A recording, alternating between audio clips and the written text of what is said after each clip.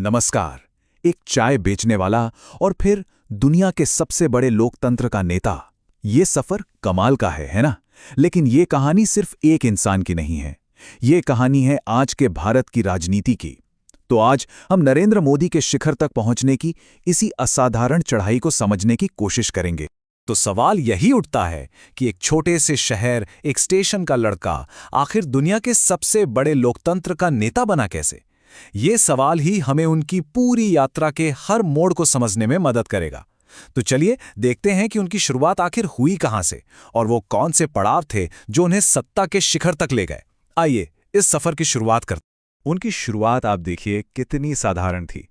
पिता की चाय की दुकान थी और वहीं पर वो हाथ बटाते थे। शायद यही वो जगह थी जहां उन्होंने पहली बार भारत की असली विविधता और आम आदमी के संघर्ष को इतने करीब से देखा। और हो सकता है यही अनुभव उनके राजनीतिक जीवन की महत्वाकांक्षा की पहली सीढ़ी बन गया हो। अच्छा, उनकी यात्रा में एक बहुत बड़ा मोड़ आता है जब वो अपनी युवावस्था में घर छोड़ देते हैं। और ये सिर्फ एक जगह से दूसरी जगह जाना नहीं था, ये एक तरह से भारत को और गहराई से समझने की एक खोज थी। और यही खोज उन्हें ले गई राष्ट्रीय स्वयंसेवक संघ यानी आरएसएस तक। यहीं पर उनकी विचारधारा को एक अनुशासित आकार मिला और फिर साल 1987 में उन्होंने बीजेपी के साथ फॉर्मल पॉलिटिक्स में अपना कदम रखा। तो ये प्रचारक क्या होता है? देखिए, प्रचारक बनना कोई मामूली फैसला नहीं था। इसका सीधा मतलब था कि आप अपना पूरा जीवन एक संगठन के लिए समर्पित कर रहे हैं। और इसी भूमिका ने उनके अंदर अनुशासन और जो ऑर्गेनाइजेशनल स्किल्स होती हैं उनको इस तरह से तराशा कि यही उनके भविष्य के पॉलिटिकल करियर की नींव बन गई। तो चलिए अब उनके सफर के अगले पड़ाव पर चलते हैं। गुजरात के मुख्यमंत्री के तौर पर उनका कार्यकाल असल में उनके नेशनल करियर का लॉन्च पैड साबित हुआ। जब वो मुख्यमंत्री थे तब उन्होंने गुजरात मॉडल को देश के सामने पेश किया। अब इसका फोकस किस पर था? बिल्कुल ठोस विकास पर, जैसे बेहतर सड़कें, 24 घंटे बिजली और इंडस्ट्रियल इन्वेस्टमेंट। और फिर वाइब्रेंट गुजरात जैसे बड़े बड़े इवेंट्स हुए।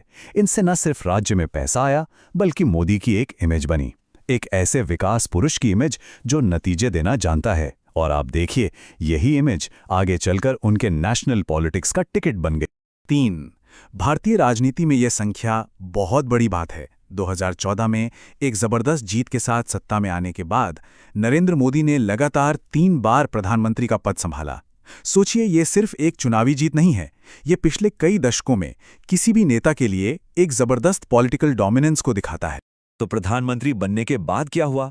उन्होंने कई बड़ी बड़ी योजनाओं और फैसलों की शुरुआत की जिन्होंने उनके कार्यकाल को आप कह सकते हैं डिफाइन किया है। तो चलिए उनकी कुछ खास पहलों पर एक नजर डालते हैं। अगर आप इस टेबल को देखें तो उनकी स्ट्रेटजी के 2 पहलू साफ नजर आते हैं। एक तरफ हैं उज्ज्वला और आयुष्मान भारत जैसी स्कीम्स जिनसे सीधे सीधे गरीबों और जरूरतमंदों तक पहुंचने की कोशिश है, और वहीं दूसरी तरफ मेक इन इंडिया और डिजिटल इंडिया जैसे प्रोग्राम्स हैं जो भारत को एक इकोनॉमिक सुपर पावर बनाने के एक बड़े विजन का हिस्सा है। तो ये एक तरह से सोशल वेलफेयर और इकोनॉमिक एम्बिशन का मिला-जुला मॉडल। लेकिन उनकी सरकार सिर्फ योजनाओं तक ही सीमित नहीं रही, बल्कि कुछ ऐसे बोल्ड और विवादास्पद फैसले भी लिए गए जिन्होंने सच में देश को हिला कर रख दिया। सोचिए, चाहे वो आधी रात को हुई नोटबंदी हो, या फिर देश का पूरा टैक्स सिस्टम बदलने वाला जीएसटी हो, या फिर जम्मू कश्मीर का स्पेशल स्टेटस खत्म करने वाला आर्टिकल 370, इन सभी फैसलों ने भारतीय राजनीति की दिशा पर एक बहुत गहरा और स्थायी असर डाला। अच्छा, ये तो हुई देश की बात, लेकिन डोमेस्टिक पॉलिटिक्स के अलावा उनकी फॉरेन पॉलिसी ने भी दुनिया का ध्यान अपनी ओर खींचा है। उन्होंने ग्लोबल स्टेज पर भारत की एक नई और मजबूत पहचान बनाने पर काफी जोर दिया। उनकी विदेश नीति को देखें तो एक मल्टीपोलर अप्रोच नजर आती है। मतलब एक ही समय पर अमेरिका, रूस और जापान जैसे बड़े बड़े देशों के साथ अच्छे रिश्ते बनाए रखना। लेकिन उनकी स्ट्रैटेजी सिर्फ ट्रेडिशनल डिप्लोमेसी तक ही नहीं रुकी। इंटरनेशनल योगा डे को पूरी दुनिया में एक पहचान दिलाना, ये उनकी सॉफ्ट पावर का एक बेहतरीन उदाहरण है। इससे भारत की जो कल्चरल पहचान है उसे दुनिया भर में एक नया मुकाम मिला। अब बात करते हैं उनकी लीडरशिप स्टाइल की। तो उनकी नेतृत्व शैली को अक्सर बहुत मजबूत और डिसाइसिव माना जाता है। वो कम्युनिकेशन के लिए सोशल मीडिया का जमकर इस्तेमाल करते हैं, और उनका रेडियो प्रोग्राम मन की बात, वो तो सीधे जनता से जुड़ने का एक बहुत ही पॉपुलर जरिया बन गया है। देखिए, किसी भी बड़े नेता की तरह उनकी विरासत भी काफी कॉम्प्लेक्स है।